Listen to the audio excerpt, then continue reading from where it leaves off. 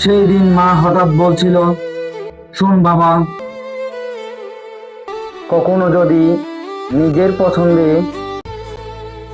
বিয়ে করিস তাহলে স্ত্রী হিসাবে একটা সুন্দর মুখের চেয়ে একটা হাসি মাখা মুখকে প্রাধান্য দিস।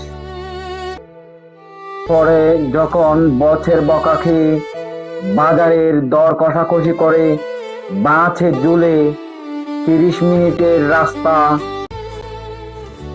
2 ঘন্টায় অতিক্রম করে বাড়ি ফিরবি, তখন দরজায় তোর সবচেয়ে বেশি প্রয়োজন হবে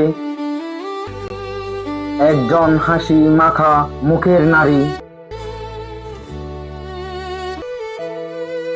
যে কিনা ওই সময় বিধ্বস্ত তোকে